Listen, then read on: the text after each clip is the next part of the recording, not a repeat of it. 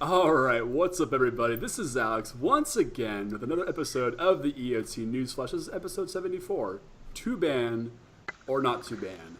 Is that the question? And of course, I am joined again. Well, for the first time in a while, we have some co-hosts tonight. Directly beneath me, if you're watching on the YouTubes, we got Mr. Busted Sleeves. What's going on, Shawn? How's it going, buddy? Glad to be back. I appreciate you coming on. And also directly to your immediate southeast, if you're watching on the YouTubes, we have Mr. Fork and Wrath. How's it going, Justin? It's going all right. Excited to be back on. Yeah, I had to check the compass in my head, too. Left, right. I got it. Gotta hold up the... Yeah. Never eat soggy waffles. There you go. That's how I remember it. Is he southeast, though, if there's somebody south of the border? Like, if a fan in Australia is listening, is he now northeast? I don't know how that works. Oh, that's really trippy. At what point does the toilet come into play? I think once the show goes airborne and we cross the equator. So if we ever record on an airplane that's going like intercontinental, I think that's what we have to worry about. Yeah. The Mile High Cast Club. There we go. There we go. We need to do this now. And you know, it's interesting. I was looking at the YouTube analytics over the weekend. There are actually people who are watching and listening to this in Australia. So if you're out there in Australia, good day, mates. Oh, yeah. And we just lost all of our Australian viewers. That's like okay. 90% of the podcasts I listen to are from Australia. Hey, there you go. We are my movie podcast, my sketch writing podcast, my learning things podcast are all Australian based. Oh, there you go. There you go. We're just multicultural. We also have fans in Africa as well, if you guys can believe that. So that's pretty cool. I can't say anything. That's great. That's cool. I'm glad. That's cool. All right. So we have some fun things to talk about tonight. If you're watching over on the YouTubes, of course, thank you. You see the new background. Nicol Bolas is here. The Hour of Devastation has begun. If you're reading the story, apparently things are happening right now. And a big door has opened up, and there's not Nicol Bolas behind the door, but somebody else. But go. I imagine that Justin has read the stories and has become already a lore master of this setup. I'm actually a little ashamed. I haven't had a chance to even finish the first article of Amonkhet. I know. I've been super busy with other things. The one thing that you're responsible for, Justin, is telling us what's going on in the story, and you drop the ball now. Come on. I know. Right. This was your hour. This was your hour to do. Okay, all right. Sorry, guys. But how about let's talk about some Hours of Devastation spoilers? How about we do that? That sounds way better. A lot better than my bad jokes. So let's do that. Literally last week, Thursday, I recorded last week's episode on a Wednesday, and the very next day, even after I had said nothing happened this week, and I'm always proven wrong within 24 hours. These are actual spoilers from Wizards, and they put them up, I believe it was on the French version of the Standard Showdown site. So I think it was an accident early post. Something like that. Like they took credit for it later. And then I saw it from Star City Games first, and then it just spread like wildfire. And it was just like, all right, we're going to own up to it. So the first card I want to talk about tonight is a Damnation reprint, sort of. We've got, and it's going to be up there on the screen if you're watching on the YouTube, we have Bontu's Last Reckoning, which is a 1/black sorcery at rare. Destroy all creatures, lands you control, don't untap during your next untap step. Shawn, what do you think about the Last Reckoning? I think this card's like getting unnecessary negativity because people are hung up on the lands you control don't untap. So yeah, that's not great, but I mean you can still definitely play around it. Yeah. It doesn't mean you can't hit your land drops. Doesn't mean you can't have mana rocks like Corrupted Graphstone, and doesn't mean you have to cast this on turn 3. You can cast this when you have more mana, and so you probably won't necessarily tap more before your next untap step. Later in the game, this can pair with Sweltering Suns. Sweltering Suns cleans up the early. This cleans up the big stuff late. Helps the control decks versus the green-black aggro decks, where you don't have to be white for Fumigate to still have an interaction. I think there's a sweet Tezzeret deck that will probably pop up where you can go 1-drop Pacification Array, turn 2 Metal Spinner's Puzzle Knot, turn 3 board wipe with this, and turn 4 play an island so you can Metallic Rebuke something. And it's just but you don't have to play it. People are hung up on that. So to me, it reads a lot like What are the free cards, like the pacts? Oh yeah, where it's like you end up losing a turn later, or else you lose the game.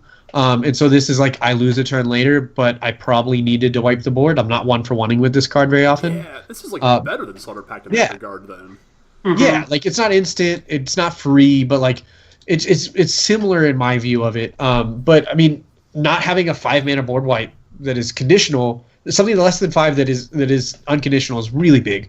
Yeah. We haven't had a 4-mana in a while, and so now we have this unconditional card that's less than 5, and it doesn't mean you can't play around other things. So I think it's sweet. Yeah, for sure. It's absurd. Yeah. What do you think about it, Justin? I think this card is phenomenal. I think that it's going to impact Modern. I think that some sort of blue-black X control deck will use this to fight the aggro decks in the sideboard. I think that you have plenty of ways to defend your turn 4 if you play it on turn 3. I don't understand why people are so hung up on this whole untap your mana thing, just like Shawn was saying. It's like people are just getting way too butthurt about that. It costs 6 mana. It's, not really. Well, it kind of does. And like, so I mean, it does and it doesn't. And I had some really interesting conversations with some other friends of mine today down here in Florida. And the one thing that we're trying to think of is like, is this a cycle? Like, how cool would it be to have a God cycle? You know, this is Bontu's Last Reckoning, Hazard's Last Reckoning, and they all have this lands that you control don't untap during your untap step. Like, how cool would that be? Like, if we Could had be sweet. Like a green one for what's his face that was like Harmonize. You know, 1 green, draw 3 cards, lands untap during your untap step. Like, how cool would that be? Or, you know, something like I would play the hell out of that card. Exactly, yeah. Or like Tidings or something like that in blue. I think would be super cool. I agree with you, Justin. I think this is going to show up in Modern. I already see this going into Tezzeret decks and having access to Signets and the Talismans. And the only other thing I'm going to say about this card is that I love the art on it by itself. Like, a lot of Magic cards recently are very busy, and this one is just very sparse in its use of white space, and it really draws the attention to Bantu and her giant stabbing sword in which she has shish kebabbed some poor bastard onto it, and it's just like, Rah. I love the flavor text too. Oh yeah, absolutely, yeah. To the last, Bantu wanted only to be the first among the God-Pharaoh's acolytes. Is it subjects? Subjects. Yeah, which begs the question: does this mean that Bantu is in league with the God-Pharaoh, which you'll get to momentarily, or where's her allegiance lie here? Well, once again, haven't read the lore, so I'm a little behind. But my theory is, from seeing this card, is that obviously all the gods are probably loyal to Bolas. If there's going to be gods that rebel from Bolas, I would guess it would be the white god and the green god. Sure. For a couple reasons. One, the green god is based off of the Egyptian snake god, who I can't remember his name, but he's famous for being a traitor to the other gods. And then the cat god, because Bolas is Grixis, and green and white are, not Grixis. Right. Well, not to punch a hole in your theory, the little bit I know about the story is that apparently Nicol Bolas came to the planet of Amonkhet about 60 years prior to the story happening here and corrupted all the gods. Okay. So that's the little bit I understand, and I might be paraphrasing and quoting that wrong, but I do believe that all 5 gods are actually loyal to Bolas for some reason. It's this liberal thing where all the gods are always bad. In Theros, the gods were all bad. The white one killed Elspeth. Like they're all evil people. They are, and that just goes to show that you can't trust gods. All right, slow down. Whoa. Okay, we might be listened to all over the world, but we are based in the South, my friend. That's true. Yeehaw! I'm not interested in having conversations with people about that. Yeah, give me some peach tea and some Bible thumping. Good job. All right, so about the next card. Yeah, so let's go away from our crocodile overlord and let's talk about Samut the Tested, aka the best green-red planeswalker ever printed. I love Samut. The best green-red planeswalker in this set. In this set, right? So, Samut the Tested is two generic, a green and a red for Planeswalker Samut. 4 loyalty to begin with. +1 gives up to 1 target creature you control double strike until the end of turn. Fascinating. Why couldn't it have been double strike trample? It's something relevant, right? But like double strike trample with Cub is pretty gas, but yeah. I'm not paying 4 mana for my assault tropes though. Like screw that. -2, Samut the Tested deals 2 damage divided as you choose amongst up to 2 target creatures and or players. So it's Fork Bolt. So you're either paying 4 mana for a assault trope or 4 mana for a Fork Bolt. And her ultimate is Samut is a girl, right? I'm not getting this wrong. Yeah. Okay. Yeah, she's a girl. Okay, just want to make sure I got that right. Okay, so a lady. A lady. She's a lady. For -7, you may search your library for up to 2 creatures and or planeswalkers and put them onto the battlefield and shuffle your library. This card's really bad. Yeah. The only thing worth mentioning on this card is the ult, and we don't play planeswalkers just for their ult. Yeah. So there's this notion of you playing it in a doubling season deck in Modern and using this to go and fetch out another Samut and like Nicol Bolas, and then using that Samut to also ultimately to go get like Ugin and something and another Samut, and then using the last Samut to get like, I don't know, Emrakul or something. I mean, you really only need to get Emrakul and Xenagos. Yeah. So off of one ult, you kill someone right then and there. Yeah, but that's not flashy enough. I want all the value. I mean, you could be silly and get, just loop the Samuts to get all of the stuff, but that's what I want to do. No reason to. Yeah, what do you think about Samut here, Shawn? It is awful. I mean, we have like 2 forms of 2 mana Forked Bolts in Standard already. Yep. We have double strike effects in Standard already that aren't sorcery speed all the time, and like it's so bad. Like, give us something else on top of the 2 abilities. I don't know what they were afraid of saying double strike trample. I mean, I'm sure this. Well, so like double strike trample starts like reminding them of scary Temur Battle Rage effects. But like that's fair. It's just the 2 abilities are so bad. Like, we had a Red Green Planeswalker with like 6 abilities, and she wasn't good enough. So you can give us 3 abilities where 2 of them are like really unplayed sorcery speed removal spells and pump spells. Like, that's not good enough. Yeah. She's actually pretty bad. Like, it's at the point where like looking at her, if I played Sealed, I wouldn't be pulled. Like, I would give her like a C- in Sealed. Oh yeah. This is not even bomb worthy, I don't think. No, she doesn't pull me into the colors. Giving 1 creature double strike isn't good enough. Forked Bolting is not good enough because it's just the boards get too stalled.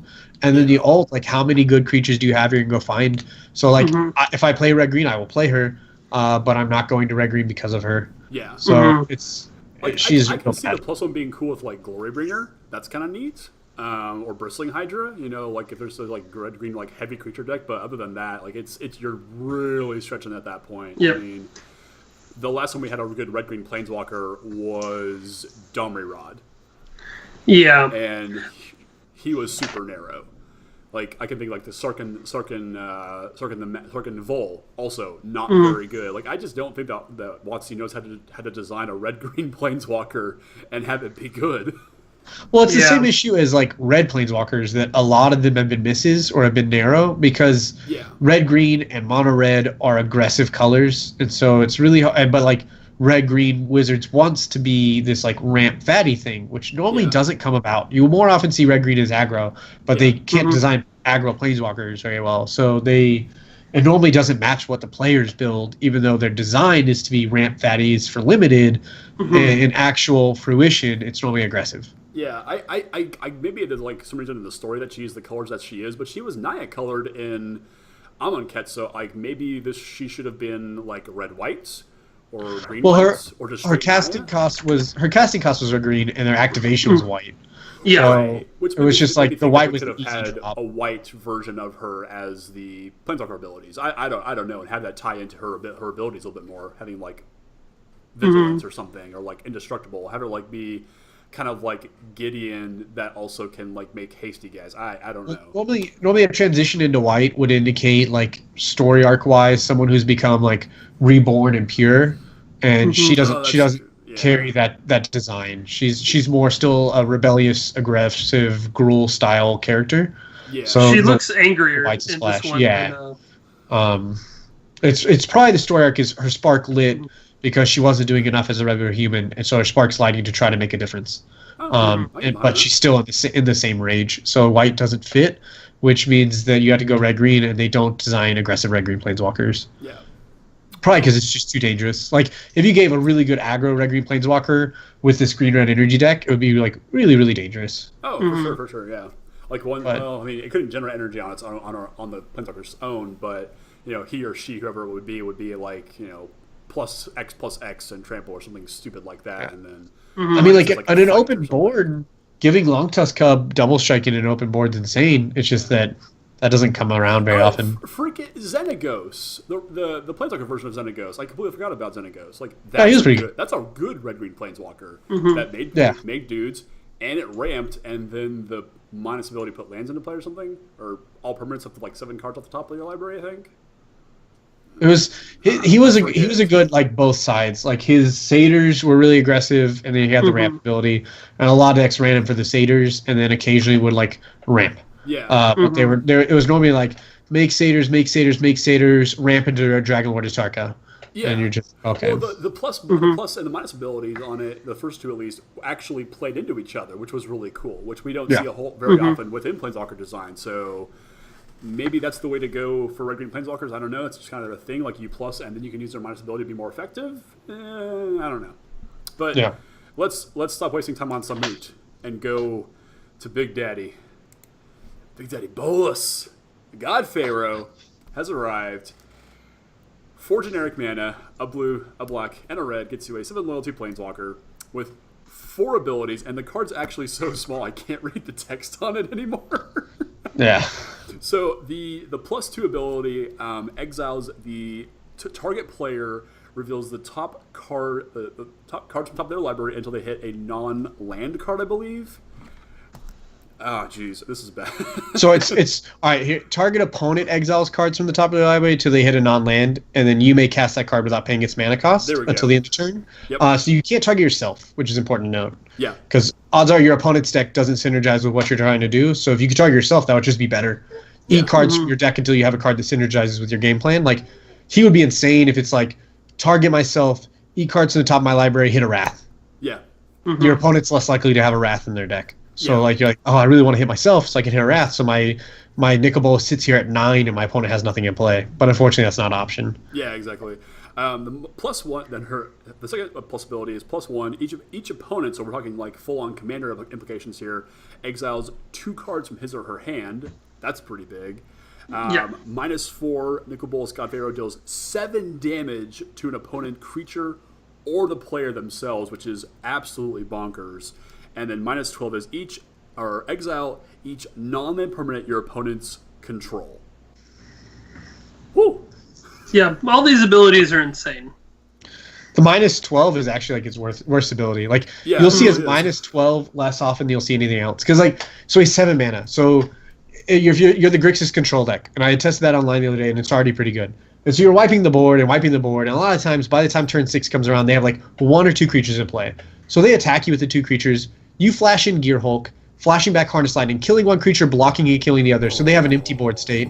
You untap, you dome them for 5, you slam Nicol Bolas, you dome them for 7, and then like you untap, you get a free spell, and then the next turn you're 7ing them again. Like it's just that's absurd. Just game over. Yeah, the card is really, really good. Like he's not great if you're way behind on a wide board state, but you're in a control colors, so you're probably running board wipes already. Yeah. I don't think like he's gonna be cool off Marvel if Marvel doesn't get banned, like, and you can cast him off that, and he does a lot of impact. But I don't think he's what Marvel wants, because he doesn't take care of you being behind like Chandra or Ulamog do. So they would only run a couple of him, maybe 1 or 2. But he is really good in a pure control deck, 26, 27 lands.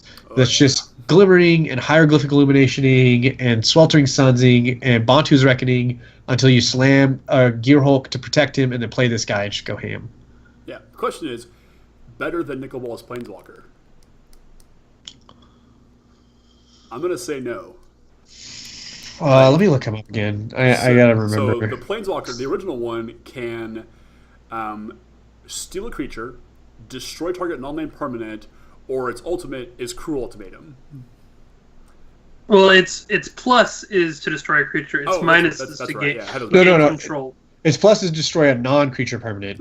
Its minus is to gain control. That's right. Yeah, I knew. There's some causing in there. Yeah. What do you guys think? He's also 8 mana instead of 7 mana, which is fine. It's. I would say this Nicol Bolas is actually better because he's an actual clock. Like that -4 is just game. That's actually a good point. Yeah. How often are you getting domed for 14 across 3 turns and surviving?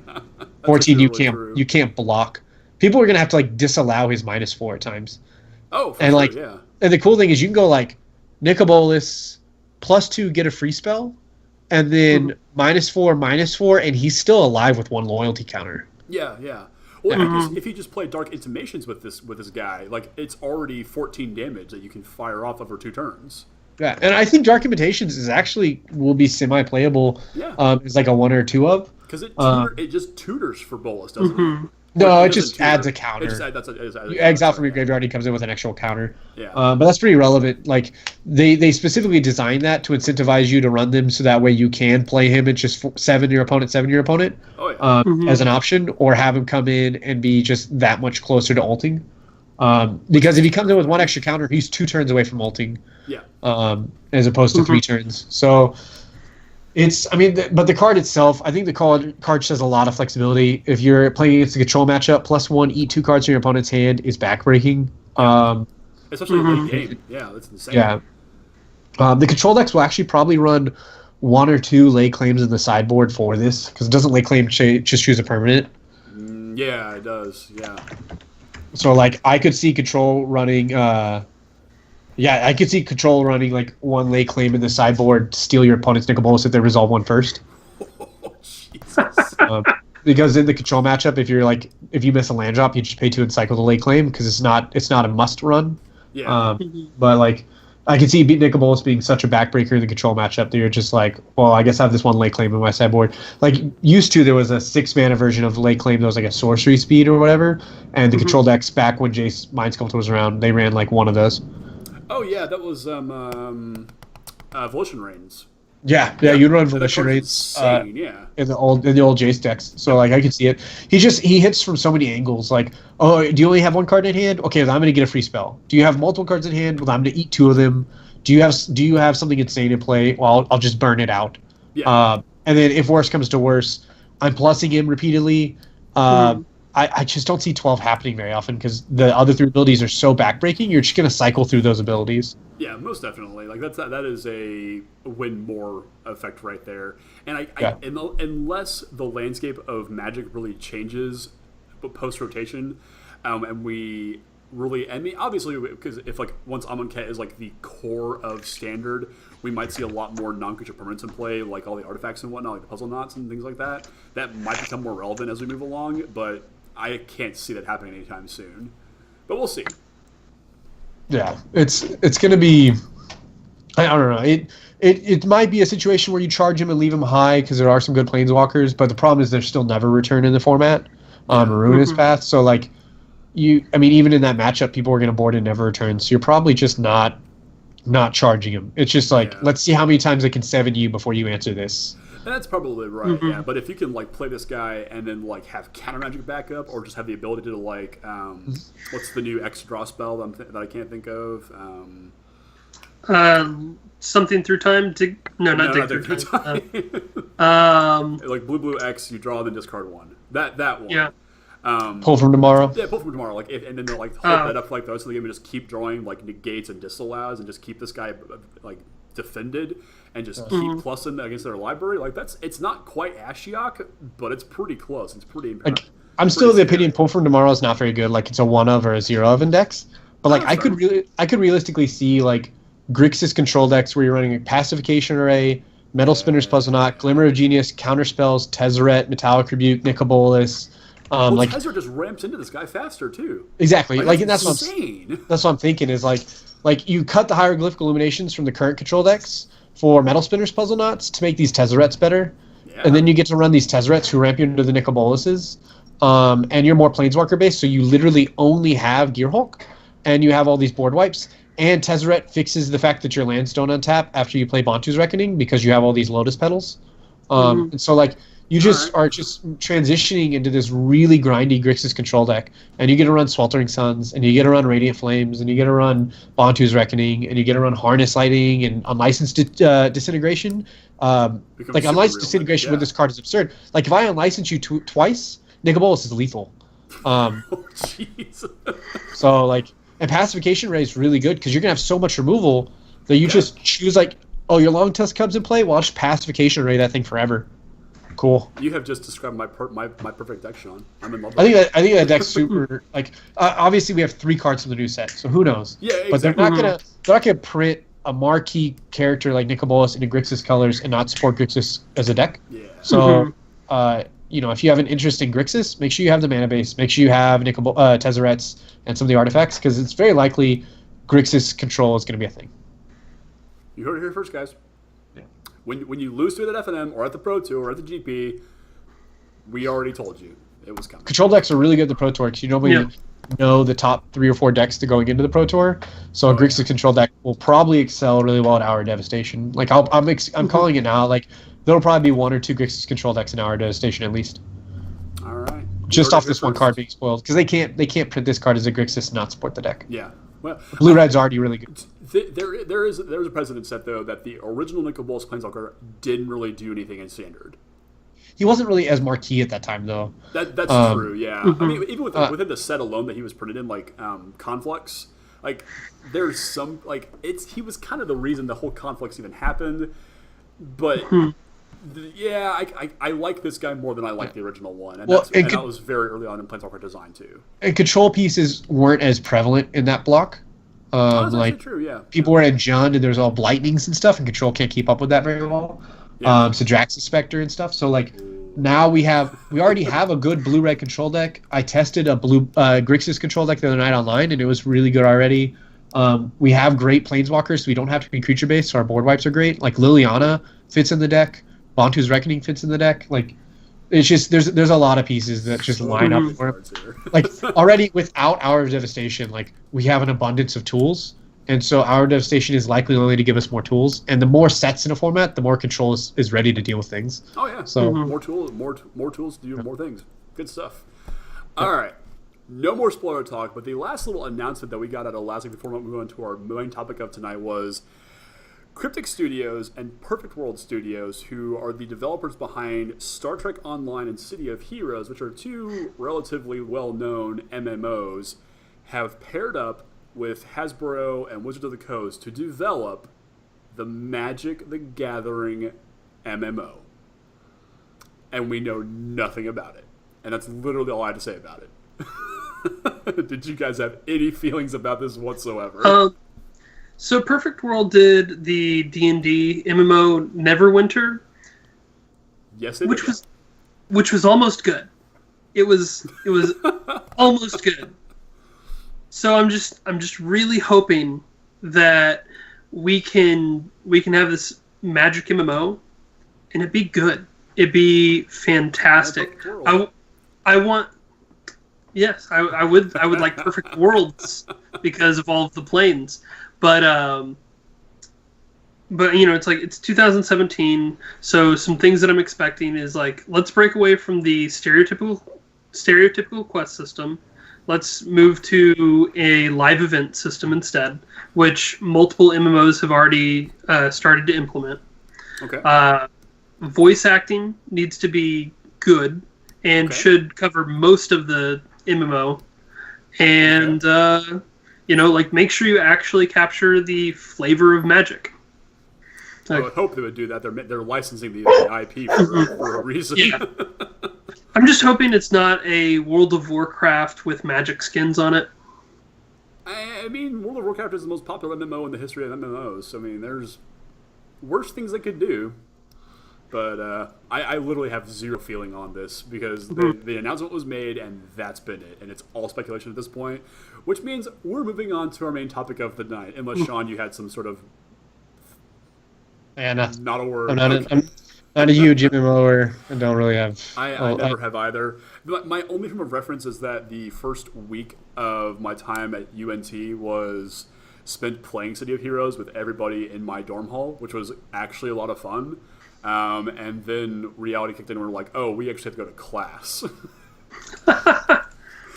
Yeah, like the week before school started, everything was great. Like we all had a bunch of free time to like go hang out and like get to meet everybody. And then like, oh, hey guys, we're having like a free week of City of Heroes. Let's do it. And it was actually kind of fun.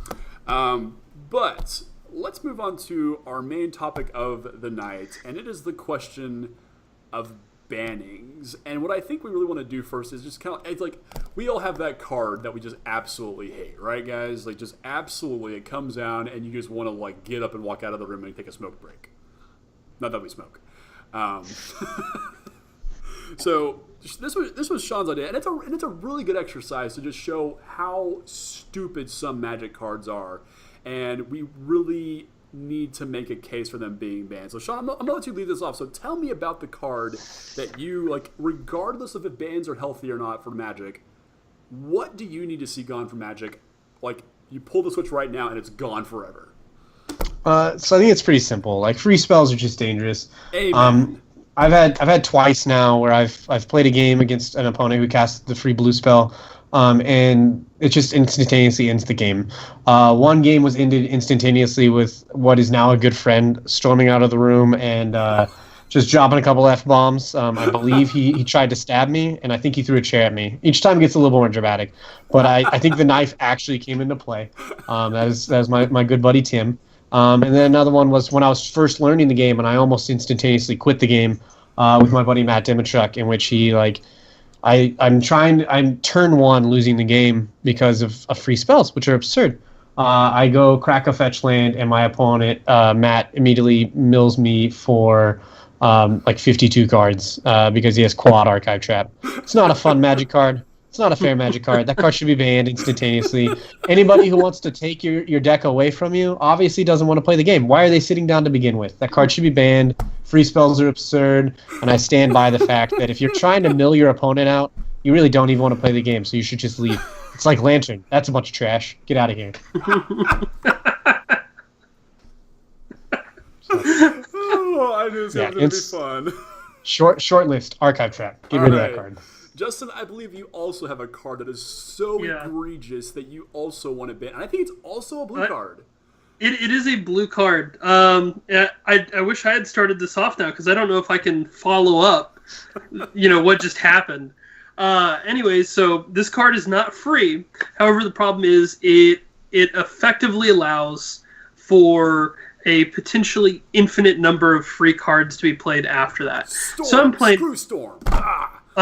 Yeah. So anyways, like I'm playing and it's just like I'm playing my Delver deck and I'm just ready to interrupt everything and I've got 2 mana up. He plays this thing. He disables my mana, then gets to a storm count of 8 and then they like all these creatures like are in play. And I just didn't know what to do. The board was way too wide. Boards, right? No. It's Marrow Ragery. He played some Merfolk and tapped my land, and then he managed to play a bunch of Merfolk and then untap his lands and then play him again and just keep repeating the process. You mean free spells that pump spells are not fair? Yeah. What? I don't understand. No, not fair. Weird. It got really bad when he had 2 Marrow Ragery out, and I was ready to flip the table. If the judge hadn't been standing next to me, I would have probably been saying things like "fuck you" or "excuse me." I can bleep. See, free spells are just dumb, right, Alex? They are dumb, but I tell you what's worse than free spells. It's uncounterable spells. It's like, as a blue mage, I can think of no worse set of words unless it's on a supreme verdict. But I'm down in Waco. I think, Shawn, you were actually at this tournament with me. I think it was a States or a 5K or something. And I'm playing against my opponent who, as we've begun our game, and I was on my favorite Jeskai control deck of the month, and my opponent says, I brought my deck specifically to beat people like you today. I'm like, well, that's not very nice. Why would you want to do that to me? What did I do to you? And as we're playing the game... So everything about the game has been a personal attack. It really has so far, yeah. Like, this game alone, I was having fun up until that moment when he said that statement. That doesn't sound healthy for the play environment. No, it really doesn't. And much like your problem, Shawn, where he took your deck away, where Matt and Tim took your deck away, my opponent did the same. He systematically removed every one of my win conditions. My Aetherlings, my Supreme Verdicts, my Sphinx Revelations, and my Dissolves. I'm just like, why would you do that to me? Do you not want to play interactive Magic? At which point, he played Obsidat and Whip of Erebos and proceeded to drain me for 2 life a turn. And at that point, he's like, yep, I main deck these 4 Slaughter games. And I wanted to punch him in the face.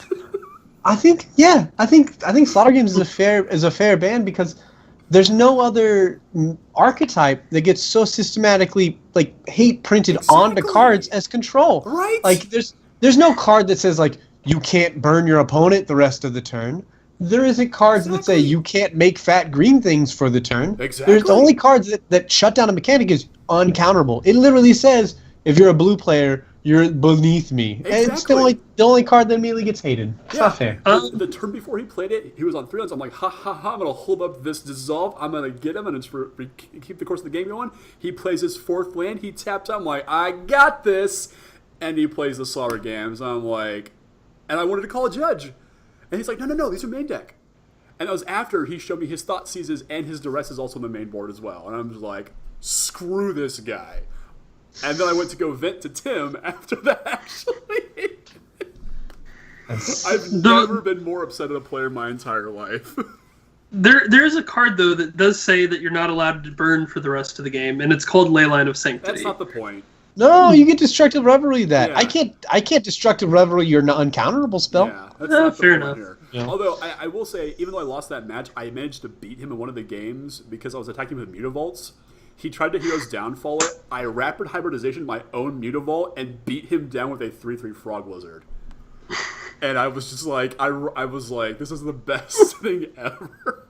We are deep in the tank. Oh, you've no idea. I was real high on Rapid Hybridization for a real long time. I remember that. When Jeskai can't beat Stormbreath Dragon, I turn him into Frog Lizards. Anyway, let's be serious here, though, guys. The question of bannings has been on the minds of everybody for literally the past 6 months. When we had our first standard bannings in well over 5 years with the bannings of Emrakul, Reflector Mage, and Symmetrical Copter. We've had recent bannings also including Felidar Guardian. That's a ton of bannings. Have we had any other standard bannings I can't think of that I'm missing? Or is that... Reflector Mage, Copter, Emrakul, and Cat. And Cat. And Cat. Yeah. And outside of that, it hasn't been since Jace and Stoneforge. Yeah. And yes, we do, Shawn, to answer your question.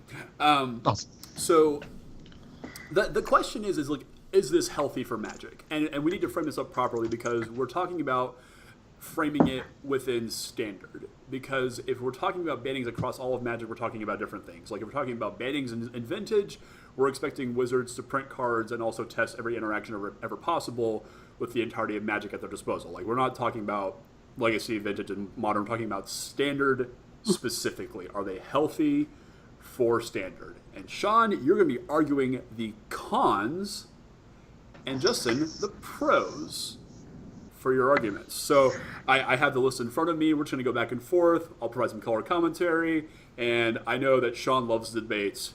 I know Justin loves to throw his opinion into any situation possible. So let's do this. Is it right to ban in Standard? So we're going to go to the pros first. The pros, pay the pros. #. And the argument here is that it fixes formats and creates diversity. Justin. Yes. So when you got rid of Smuggler's Copter, for example, you opened up a lot of deck design. And as much as I miss Smuggler's Copter in my Mardu Vehicles deck, they proved that the card, as good as it wasn't necessary for the deck to be a strong deck. when you have a card in every single deck in the format, I mean, that's a problem, and it needs to be fixed. And like that's what there is. Like, you couldn't with Reflector Mage when people were playing Reflector Mage. You couldn't play a 4-drop unless the 4-drop ended the game right there, because otherwise it's just going to go back into your hand. Pretty much. Yeah. So I mean, like, that's what these do. And then Emrakul was not a fun card to play against. I don't think Emrakul was too powerful, but it just ruined the fun of a game, because you'd be having fun, and then your opponent gets your turn and their turn, and that's just no bueno. It's no bueno. It's so bad that it's actually multicultural. Exactly. Shawn, your rebuttal. Does it fix formats, and does it create diversity? I feel like there's some of the cards that should have been banned. Like Reflector Mage was really strong, and Emrakul I think was too inevitable. But cards like Smuggler's Copter, we banned it and then proceeded to have even more interaction for it. The loot effect did allow cards to fix their deck, but Magic always talks about the need to have the most consistent games possible. What's more consistent than every deck being able to loot? And so I feel like overbanning is dangerous. Like we have this card that really, like, yeah, it was everywhere, but we also didn't necessarily need to see it go. I don't think aggressively banning cards actually fixes the format as much as it just makes questions as far as our R&D quality.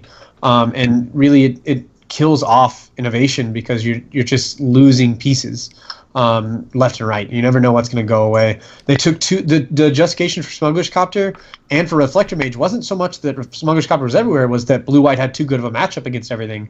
And then we proceeded to have like two or three more sets come out. And so we banned 2 pieces out of this one deck instead of banning 1 piece and seeing what happens. Whereas, I think Smuggler's Copter was okay. So I think aggressively banning cards is bad. Like you're reducing faith, and you're losing. Kids have these Smuggler's Copters that are now like not worth anything, and they can't play them. And having a lot of cards banned in a set, you're just opening booster packs and going, oh well, that's a miss. And so you're just like hurting the values of sets you're still trying to sell. So I think aggressively doing it actually is counterproductive to the health of the format. I can remember when Amonkhet was, Countess was first being spoiled. That was your favorite card, Shawn. You were so high on Smuggler's Copter. Well, I mean, like, I really like Wizards' movement into playing games of Magic, right? Like, we made the Vancouver Mulligan to have more consistent games of Magic, so why is everyone getting an option of a looter considered a bad thing? Like, you need to have an answer for it, sure, because it could take over a game, but everybody's getting a chance to play games of Magic. Oh, did I miss a land drop? Well, now I can start looting to try to hit that land drop. We're getting more consistent games of Magic. So it plays into the Vancouver Mulligan justifications. There you go. I will open up a contest right now to anybody who can Photoshop me a picture of Shawn in the Smuggler's Copter. The best one will win a prize. Yeah. With a cold one. Because in space, in space there is no rules. There you go. There we go. All right. So, and there are plenty of other pros here we can argue about. So, I do want to say one thing in rebuttal to what Shawn said. So, rebuttal with rebuttal. Okay. Yes. So Shawn said it's dangerous to aggressively ban, and I think everyone can agree with that. It's fantastic phrasing. I don't think that these cards that have been banned, I don't think it was aggressive banning. I think it was necessary. Well, but so is 50% against the format? But is 50% against the format that unhealthy? Jund is that in Modern. Jund lives off being 50% against everything, and their justification for banning out of blue-white Flash was it's 50% against the field. It's 50% against the field that they knew was about to change because there's another set of Kaladesh coming out, and so it's like we're going to ban 2 pieces out of a deck because it's 50% against the format, whereas in other formats, that's the marquee nature of some decks, is that they're 50%. So I feel like that is pretty aggressive. Just to say you have a 50% win rate, that's too good. So do you want everybody to be 45%? Like, then there is no best deck, and so everything's kind of loony. I think that was dangerous justification. Yeah, sure. Yeah. And I've always thought it really kind of sucked to ban things right before sets come out, and to never see an interaction possible. So yeah. We get Fatal Push and Heart of Kirin, and then we get Manglehorn, and we get Dissenter's Deliverance, and all these cards are good against Smuggler's Copter, but we don't actually know for sure. Never got to see if that actually worked or not. Yeah. So one of the other pros that Justin gave us earlier was that it actually Bannings give WotC the excuse, or the reason I should say, the ability to experiment. And give me your defense of that here, Justin. I'm curious to hear this one. Okay. Well, one of the examples of one of the really cool experiments that Wizards has an opportunity to do is create these cool cards like Fatal Push, like Aetherworks Marvel, and a number of other cards that if they weren't afraid to ban, like they couldn't risk it. They couldn't have risked giving energy this fantastic payoff and this very efficient way to get there without a willingness to ban. And maybe Marvel is too good. Maybe. However, I do think that we've seen the format adjust to it when we actually, there was an article on TCG Player posted today where it's like 10 decks that beat Marvel, and most of those decks have blue in them. But but there's a number of decks here that have a good matchup against Marvel. And it's like, it's not the end-all be-all deck. It's not unbeatable. And maybe it does need to be banned. Maybe it doesn't. I don't know. But we would have never had a really cool card like that printed had they not had a valve in which they could, a safety release for if it becomes too much of a problem. All right. Interesting standpoint there, Shawn. Your rebuttal to creativity. So my only issue with it is sometimes it needs to happen, but recent results of R&D tells me that they don't have a good enough R&D to use that as a justification. They didn't even know the Saheeli Ray Feldar Guardian was a combo, and so like I don't have faith in a company pushing limits and trying new things when they don't see a combo within one set. A combo that's been around before within one set in 2 times. Deceiver X, Pestermite, Kiki-Jiki, Deceiver X Arc Splinter Twin. It's a modern deck that was so dominant you had to ban that modern deck. And you put it into one set in a standard format and you don't even see it. So it makes me really uncomfortable with them pushing too many boundaries, because, I mean, how often are they going to push these boundaries and have to have recent events like lately where they're having 4 or 5 standard bans, just banning money out of people's pockets left and right because they don't have a good R&D. So until the R&D is more sound, like I'm not a huge fan of them taking too many strides into the testing new realms, until they can show me a couple sets where they don't come out and tell me that they're regretting things, or until they lie to me and tell me they don't regret anything. One of those two has to happen. But I mean, do we want to test all these bounds with all these options of free? We have so many cards right now that do free things. Mm-hmm. And I mean, if you don't see Feldar Guardian, Saheeli Ray, I don't trust that you actually tested out these free cards. As foretold, the new Sphinx Pyramid, Aetherworks Marvel, like you have all these free things, and you don't see a 2-card combo that's been around twice and had to be banned out of Modern. That's real nerve-wracking for their R&D department, and it really shows bad on their R&D department. There you go. In response, I like that a lot. That brings up some really interesting points. He does, but also Wizards has stated that they're moving back towards printing answers, and we've seen some evidence of that with Fatal Push and a number of other cards that have recently been released. And I think that this Bantu's Last Reckoning. Yeah, Last Reckoning is proof that they're willing to start printing these powerful answers, and it's okay to push these bounds with these powerful things when we have better answers. Right. Like the only issue with that is like you can't print answers in every color that are the answer the same way in every color. That's not how the color pie works. Yeah. And so that means that by printing things that we're not testing correctly, you're shutting out decks because they can't have the answers. Yeah. And so like better answers is great, but because we can't have answers in all the colors, if you keep making mistakes like Saheeli Rai, Feldar Guardian, then you're shutting off entire wedges because they physically can't have answers within their colors without breaking the pie. And so they're constrained. They're constrained by having to follow their own rules and their own inability to properly R&D because they understaff R&D. Yeah. I've already given my solutions for fixing the R&D issue, but I think it's more time and money than they'd ever want to spend. Yeah, Sean's solution there is hiring Shawn to actually play R&D. Oh, that would be sweet. I don't know if that'd be good enough. But hire some programmers and design that extra ghost format online. I think is the best way to go about it. There you go. Busted Sleeves for R&D 2020. There you go. Yeah. I'll give you a lot of ideas. Yeah, I do think in reference to Bantu's Last Reckoning, it certainly is an answer, but is it an answer to a question that is being asked currently? I think that's something that you have to take into account as well. We yes and no. I think we can argue that one all night, but I think you have to say, we can have all these sweet, powerful answers. Like we had things like Hero's Downfall. That was a necessary answer to the format that was full of Elspeths and Siege Rhinos and Dragon Lords and all that nonsense. So, we could argue the merit of Bantu's Last Reckoning, but I think it's important to say, do we have answers for questions that are being asked, and are we asking questions that have answers as well? So and the other thing is, if we're missing major combos within one set, how am I designing answers for those combos? Yeah, it's not like Bantu does anything against the Sealerite combo.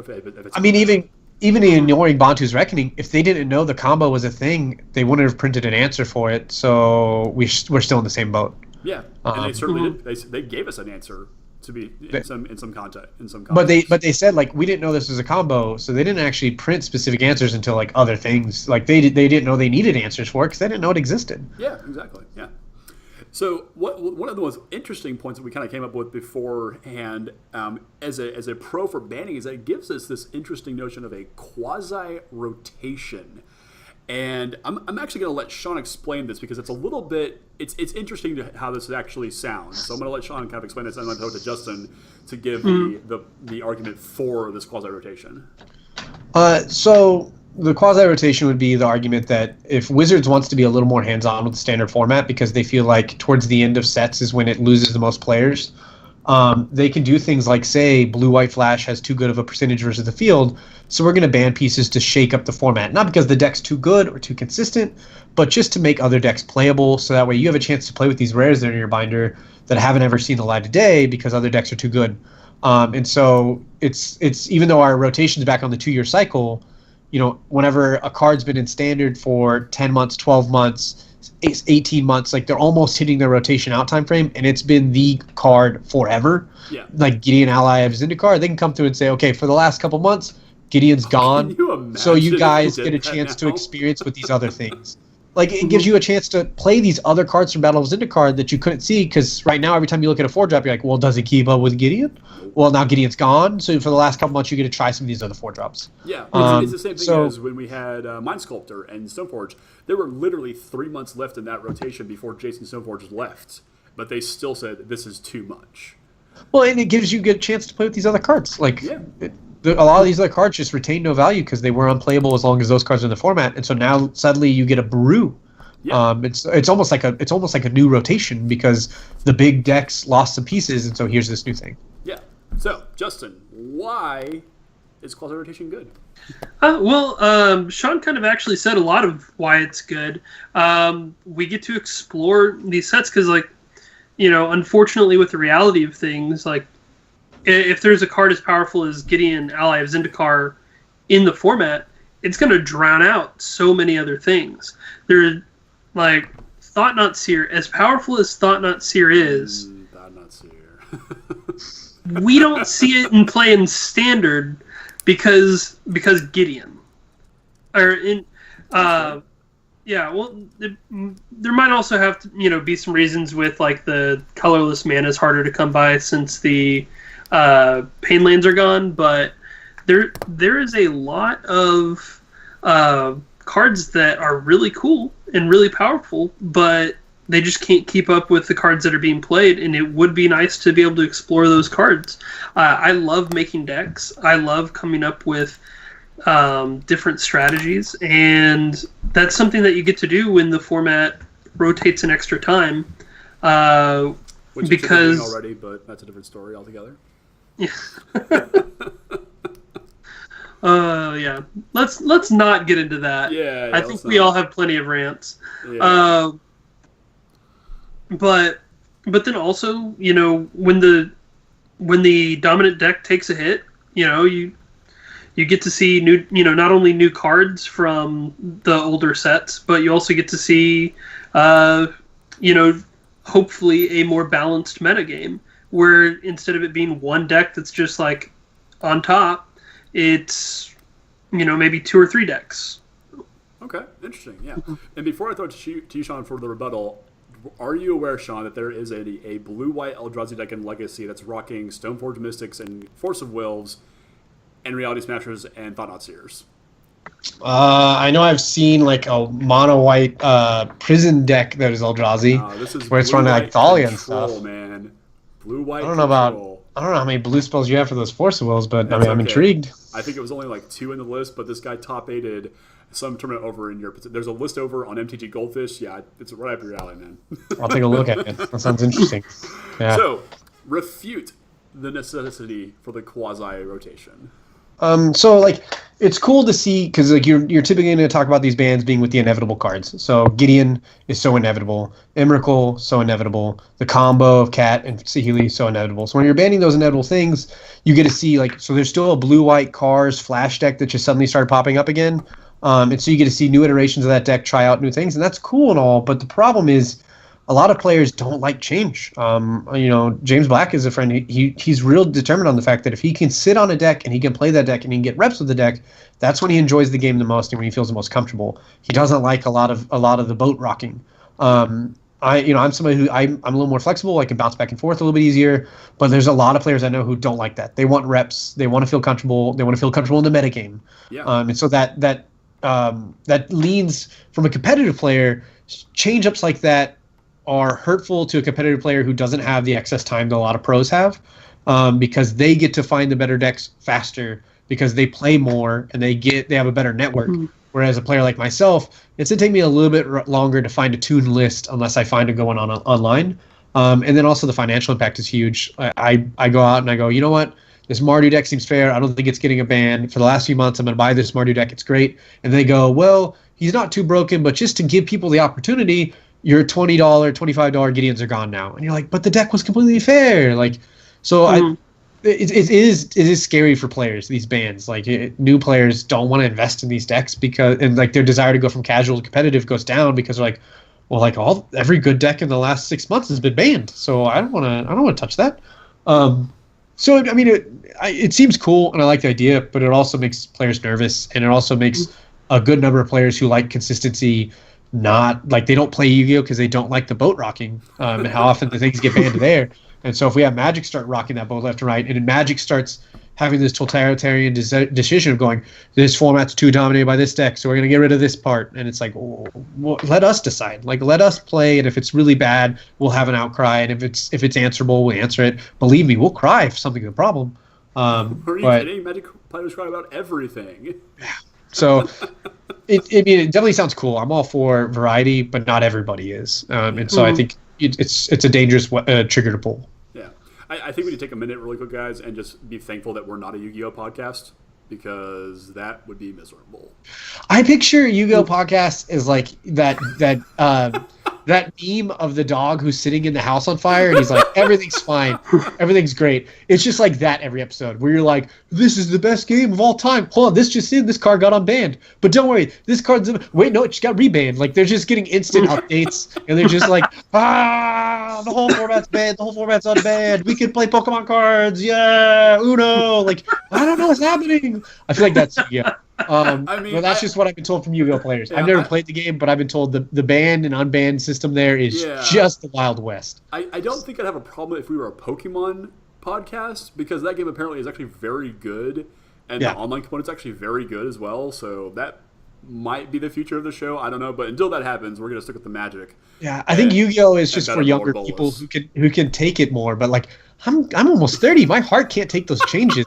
I'll fall aside real fast. We're gonna too old to have a constantly just the fear, always the fear. I'll have to take this nice clock I have on my wall down and install a defibrillator. Like, Like, Mary, get the paddles. Oh gosh, okay, don't worry. They just banned another 3 cards. Well, on top of the bans for Yu-Gi-Oh, you've got the insane power creep every time a new set's released. Well, yeah, I mean, have you guys looked at what those cards do? Like synchro summon, pendulum summon, XYZ. I'm real proud of their ability to do math because everything's in the thousands on power. Oh, yeah, How do you do this math? This just seems tiring. Yeah. 1 damage, 2 damage, 3 damage. I like Magic. Yeah. Yeah. Well, 15, but no more.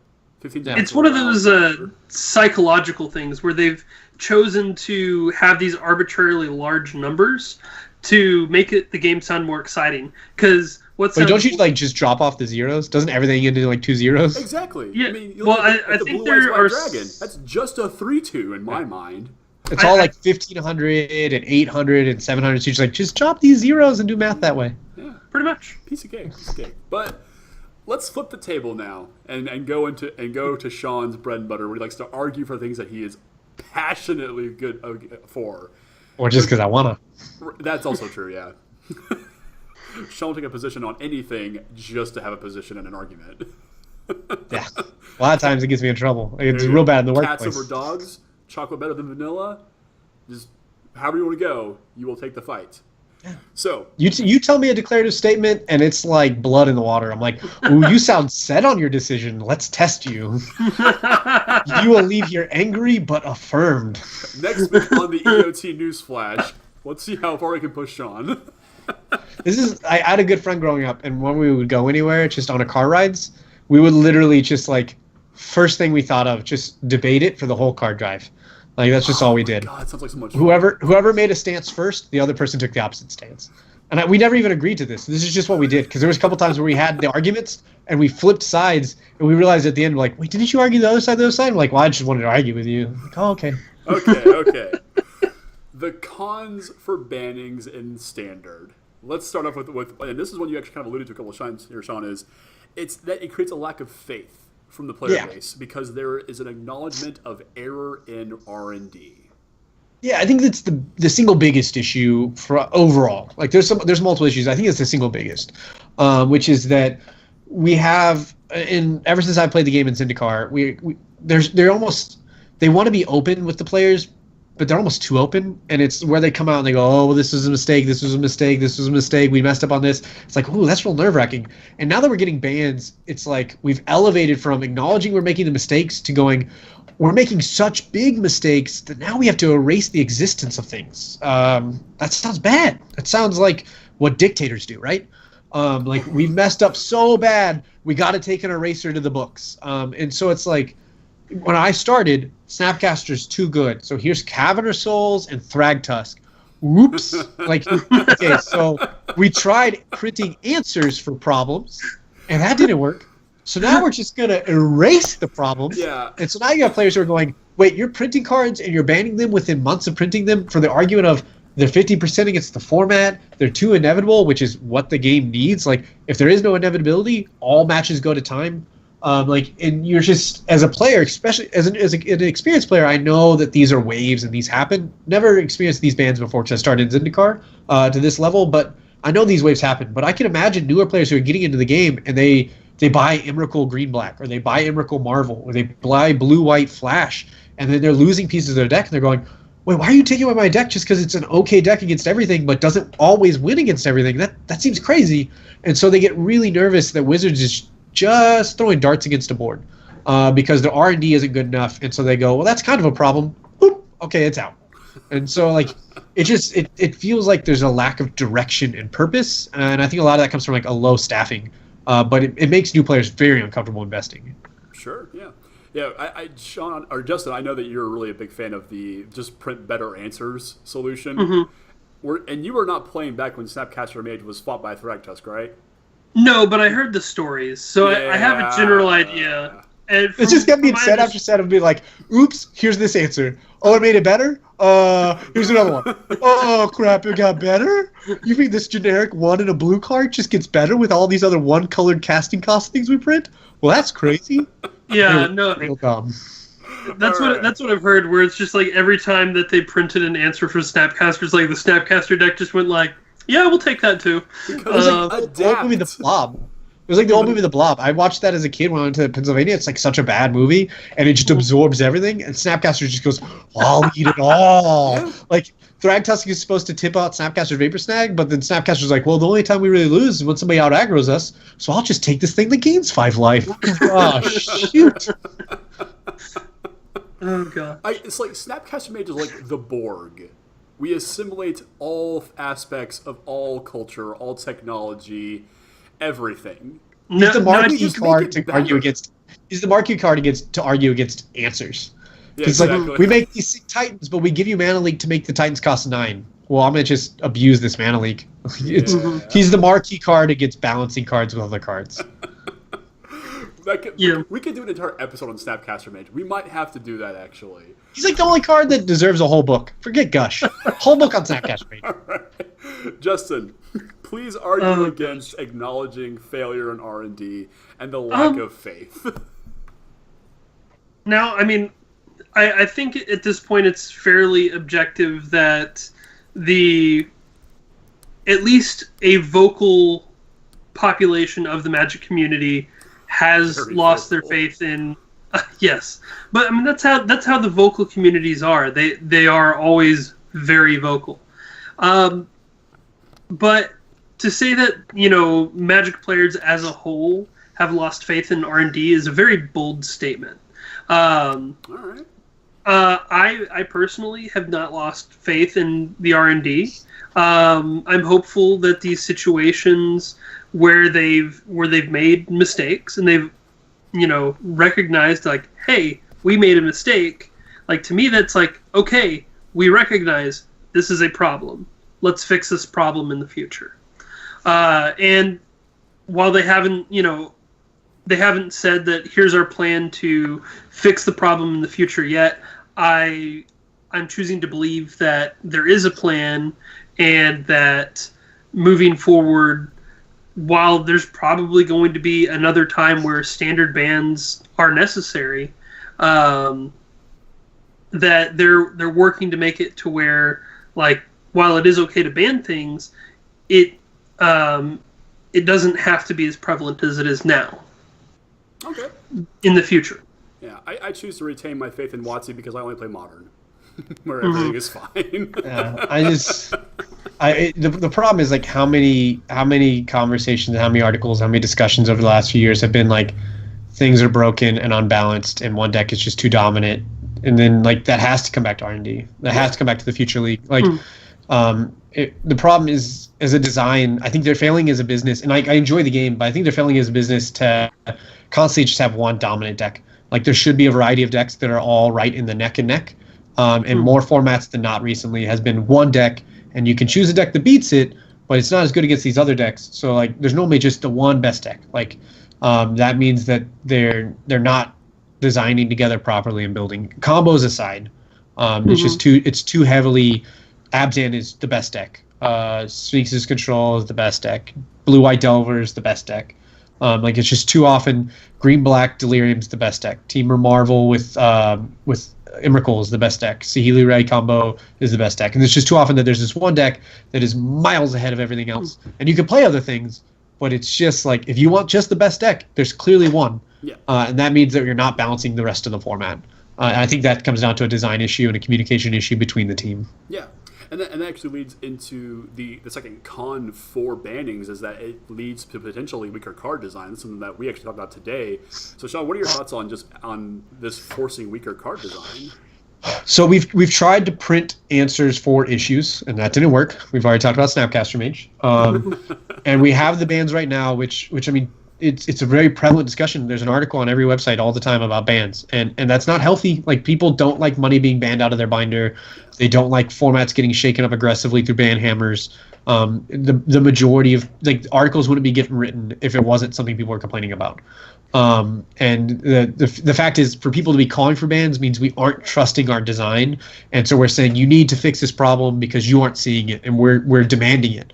And so the only other route for them to go is to take a couple years where they step back and they design creatures with less powerful effects and spells with less powerful effects and make an overall watered down experience of Magic to try to stop having this negativity of poor design while they try to get a balance on how to design properly without those mistakes.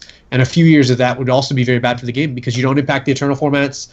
And then for anybody who's been playing for more than that set, you're like, well, this standard is so juvenile compared to previous years. But it is. Well, but the problem is none of the cards, if they're a new player, none of the cards they own go into Modern because it's all watered down. And so, like, it is a danger that they have is that they've tried printing answers, they've tried banning, neither route's been popular. So the other route to go is print worse versions of cards, which they've already done some of, but do it on a more wide-scale basis. While they do that, they have another team trying to overhaul their R&D department to try to find a way not to have these mistakes, and that leads into 2 or 3 years of watered down, juvenile, pedestrian sets that have no financial value because they're not impacting Eternal formats and are not exciting for players with experience because you're like, oh, I guess I'll just play these Colonian Tuskers because that's what it wants me to do, like generic fat green things with no text. It becomes core set Magic, and I think that's dangerous. With some exceptions, I think that's dangerous for the fun of the game and for the financial aspect of the game. Yeah. Before I throw it to you, Justin, you made a really interesting point there, Shawn, about the articles, and and you're right. Every site seems to have at least one or more articles a week that talk about bannings, and obviously, it's back to the old, marketing adage: sex sells. So what is sexy right now in Magic? Bannings, and that's what everyone wants to talk about, and it's such low-hanging fruit that I think it really dilutes the quality of the content that's actually being produced out there. And of course, we're playing into that right now by talking about this, but I think that just exacerbates the problem anymore. The more people talk about it, the more we have to talk about it, and by not talking about it, we're kind of ignoring a problem. So it's the easy fix. Like, players don't feel like they have to design answers anymore because, if we just complain, Magic will ban it. And it's gotten to the point now. We were facetiously talking about 3 cards that should be banned earlier. Those cards obviously aren't necessarily needing bans. Well, but it's gotten to the part where, like, Death Shadow isn't actually dominating Modern, but people are talking about banning Death Shadow just because it's the favorite deck right now. Yeah. But, like, it's gotten to the point now where anytime somebody runs into a problem, it's like what we were joking about earlier, where you're going to get players who get archive trapped a couple times in a tournament and they want to see that card banned, and it's like, but it's not actually unhealthy. Like, that's just like, they're giving me their natural joke discussion, and eventually jokes turn into statements of fact. Yeah, there is a YouTube channel whose name I will not mention, who has with just such strong vitriol, hates kitchen finks and thinks it should be banned from Modern. Let that sink in. So Justin, defend. Or the counterpoint to weaker card design. Then I mean, you kind of covered a little bit with your point about the commentary from all these websites. I mean, like, they're printing, like, the reason they write these articles isn't to make other Magic players better. Like, that might be a side effect, that might be a secondary, like, benefit, but ultimately, Star City Games, TCG Player, Channel Fireball, all these channels, they write these articles to make money and sell cards. And right now, what's hot, what's going to get a ton of views is something that says ban stuff. And a natural reaction to players seeing all of these professional players saying, hey, this needs to be banned, this needs to be banned, this needs to be banned, is that they're like, well, this guy's better than me, and he says ban it. So I think that these things should be banned, and that I think that's where this environment of don't let Magic print answers, don't trust the R&D department to take care of this, just ban it. I think that in part comes from this food chain or the food cycle of, like, hey, people are complaining about this thing being too powerful.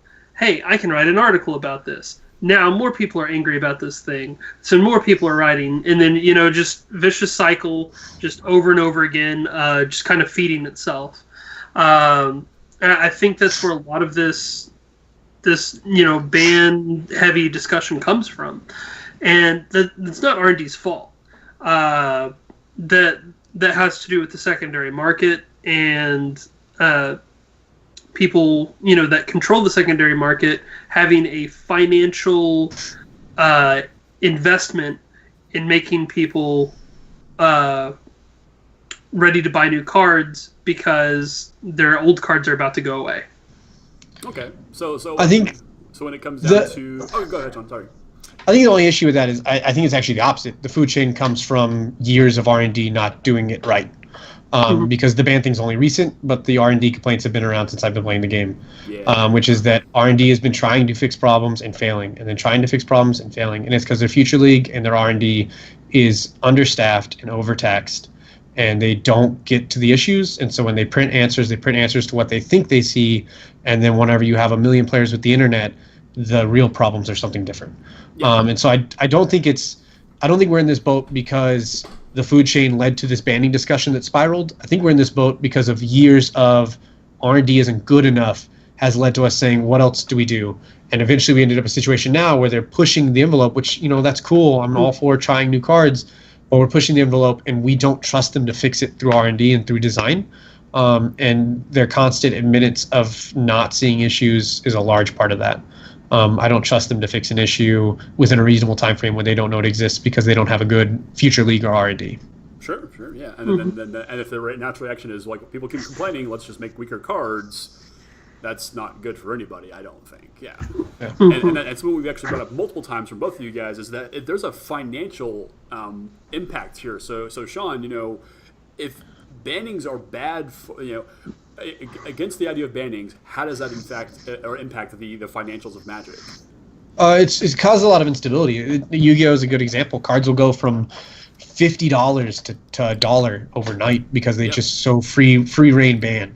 Luckily, right now our bans are still at set dates for the most part, but they're also more frequent. We've gone to 2 bans per cycle now, one before the Pro Tour and one after the Pro Tour, which causes a lot of instability in the market. And a lot of the justification for bans like blue-white is not a card.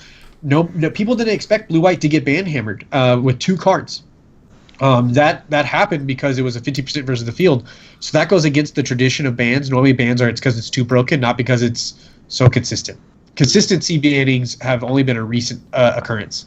And so people are afraid to invest in decks. We're having situations where the major market players, Channel Fireball and Star City Games, are having to offer you before a ban happens, if you buy cards and your card gets banned or a comboed piece with your card gets banned, we'll refund you the money. And that's crazy.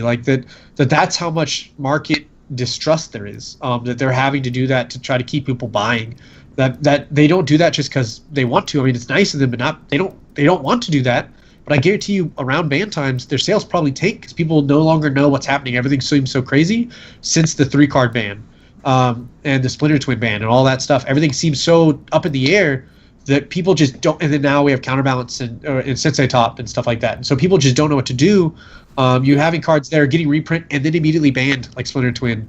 And so it's just Sensei's Divining Top and Eternal Masters.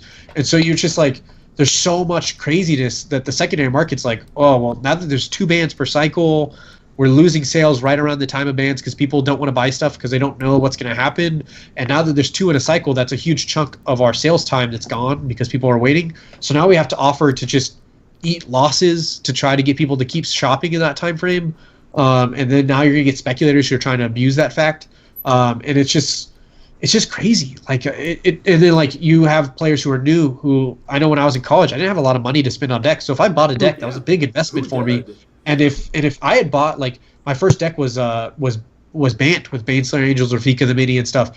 If I had bought that deck and Baneslayer Angel or Rafika the Mini got banned right away, or Noble Hierarch that was in the deck, I probably would have just quit the game then and there because I would have been I can only afford this one deck and you're going to take it from me just because some people don't like it. It really is a deterrence to people who are picking up the game. Most people start casually and then transition to competitive, and in that middle gap, they still have a casual mindset of I enjoy the deck, that's why I'm doing it. And so if somebody bans it, you're oh, so you're basically saying what I enjoy is not okay. Then why am I going to play this game? I think that's bad. I think it's bad for the wallets. I think it's bad for interest in the formats. Yeah, most definitely. And there's an argument to be made about how healthy the secondary market actually is for Magic, which is a completely different argument altogether. So, Justin, can you argue for the case for bannings here and it being okay to affect your wallet? I mean, the thing is that, like, just because your expensive cards are now cheap, that doesn't mean that other cards aren't going to adjust in value. So, like, a long time ago, I had a million Simian Spirit Guides. They were useless at the time, and they were like a 15-cent, uncommon or whatever. Eventually, that card came into Modern and shot up to like $15 a piece. But you're going to see, like, the same thing happen in Standard, where, like, when Gideon gets banned, Ally of Zendikar, don't like, say it's getting banned. We don't want to. Oh no, I'm not. There is no banned. evidence that, yes, if it were hypothetically banned, and just like it's going to, eventually leave the format, Gideon of the Trials will most likely go up in price. Ulamog was super cheap. Emrakul got banned. Cat got banned. Ulamog's $20. So it's okay, because, like, there's probably other cards in the format that you own that aren't worth anything that will change in price. And so now there's going to be some instances where, unfortunately, someone literally owns just one deck, and I don't have any solutions for that person per se if their deck dies. But most Magic players, especially most new Magic players, open a lot of booster packs. And in those booster packs, if they follow the prices of those cards that they opened, they'll probably find that they have some valuable cards that they can either use in a deck or they can sell to build another deck. Okay, yeah. And I think and there's always the argument that you should be able to get your investment you should be able to get your money out of Magic at some point. And I think that for some people that's very true. If, like, I know that James is really savvy about selling and buying things at the right times, and I know that each of us kind of does that to different extents. But I think if you're always focused on the financial aspect of the game, is that you're always going to come out behind. Like, I think I would be surprised if anybody's ever made money on every Standard rotation. Like, always selling at exactly the right time and getting the cards, that they only need to play for a couple more months while getting rid of everything else, and just continuously this, like, playing for free effectively by constantly getting their investment back. And I think if you focus on that aspect alone, you're always going to be a little bit disappointed in what happens. So I think, like with any hobby, you have to invest, and any amount of money, really. I mean, but I would be a poster child. Like, so I tried to get into Extended back when Extended was a thing. And I had almost built the entirety of Dark Depths Thopter combo with the understanding that, like, part of the deck was probably going to get a ban because the deck was really, really good and consistent. But I didn't expect them to ban both halves of the deck. So effectively, they banned the entirety of the deck. Right. And so I had a large amount of that built. And when that happened, I never once played a game of Extended because I was like, okay, I've invested a fair amount into this deck, knowing that I'd probably have to be flexible and bend whichever way doesn't work.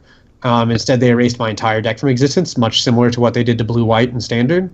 And so I ended up just never touching the format before the format ceased to exist, just out of frustration. Because I was like, I can get you saying the deck's too good to ban part of it, but I can't see your R&D that is constantly making mistakes saying that they got enough testing in to justify banning both halves of the deck. That bothered me. Yeah, and I definitely agree with that. But it's like people that I know who quit Magic because when Splinter Twin got banned, I'm like, you have a blue-red control deck that's just a couple cards away from a different kind of blue-red deck, or you lost Eye of Ugin from your Eldrazi deck. Just play the new versions that come out. So, like, and I definitely agree with Shawn. Like, there is always that sort of like, oh, that really hurt me because I can't play this deck anymore. But I have to stand firm on my opinion that, if you're going to invest money in a hobby, you have to expect some kind of loss, and it's it's the money you put into it is the enjoyment that you're going to get out of it. And I think if you have the money to invest in a hobby like Magic, you have to expect some kind of negative return at some point. The only flaw with that argument, though, is when you invest money in a hobby, you expect to be able to use the hobby. But when you invest money in this hobby, you might never actually get to sleeve up your hobby. In which case, you're not investing money in a hobby. You're literally flushing money down a drain. And that's where the instability of widespread bans are a problem. That's why, I was not a big fan of banning 2 cards out of Blue-White, because I did not believe there's any way they got enough testing in to justify banning 2 pieces of it, and knowing that that's what needed to happen, because the deck ceased to exist after that. Yeah. So, like, I think it has come back though. In a whole nother shell, Yeah, in a whole other shell, and it has, but it was gone for a long time. A lot of people lost a lot of equity out of that. Luckily, like, some of the pieces transitioned into Mardu, but not many of them. These Archangel Avacins went down for a little bit, and a lot of people had that as their one deck, and they were out.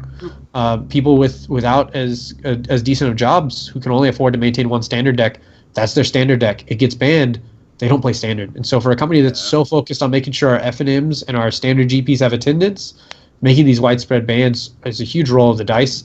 And I think it's one of the last resorts they want to go to. So the fact they've gone to it so heavily is scary.